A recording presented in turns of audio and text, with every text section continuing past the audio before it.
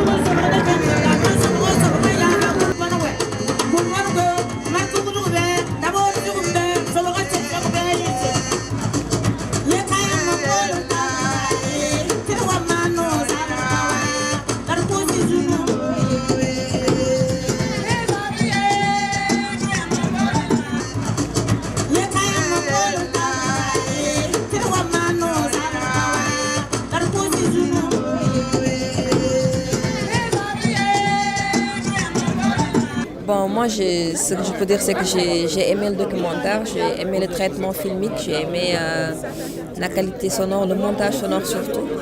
Et l'histoire racontée, c'est une histoire qui est très très intéressante et bien racontée. Donc, en documentaire, je pense que c'est ça en fait. Donc, nous montrer la réalité, mais voilà, c'était super. Alors, vous êtes arrivé ce soir, vous avez déjà vu un film. Pour les prochaines projections, vous attendez quoi par exemple? Bon, je suis arrivée aujourd'hui, mais je m'attends à voir des films magnifiques simplement. Je suis venue pour ça. Je suis en écriture d'un de mes projets et je suis ici exprès pour voir des films. J'ai aimé le film. Le courage, c'est quoi? D'abord pour ce que le ballet citoyen a fait pour le départ de Blaise Compaoré. Pendant 27 ans, il a dirigé ce pays, il n'a rien fait.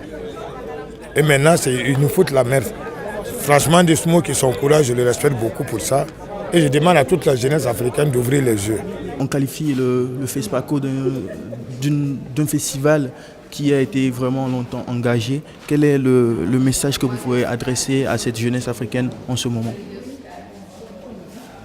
Bon, si j'ai un message à adresser à la jeunesse africaine, sans être prétentieux, parce que qui suis-je pour m'adresser à la jeunesse africaine? Je dirais simplement qu'elle doit croire en ses rêves, elle doit continuer à foncer, elle doit s'impliquer davantage au-delà des réseaux sociaux. Parce que nous on a l'habitude d'appeler tout cela les activistes de clavier.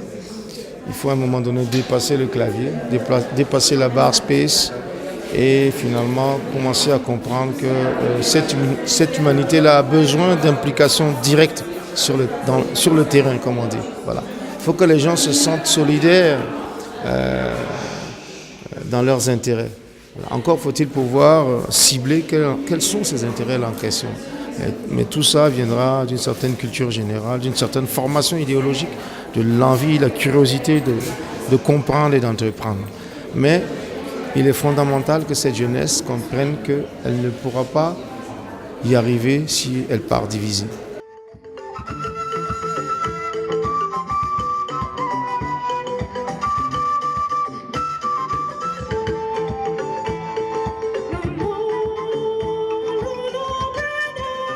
Vous l'aurez remarqué, il n'y a pas de séquence de projection dans cette vidéo. Nous l'avons fait à dessein, c'est un choix personnel. C'est pour entretenir le mythe de ce qui se passe au FESPACO. Vous voulez découvrir ce qui se passe? Nous vous invitons dans 2 ans pour le festival, nous serons ensemble. Et nous ne couvrons pas tout l'événement. Dans 2 ans, nous serons là sur toute la durée du FESPACO pour vous produire des reportages pour votre plus grand plaisir. Alors restez connectés à Togo Regard de Jeunes.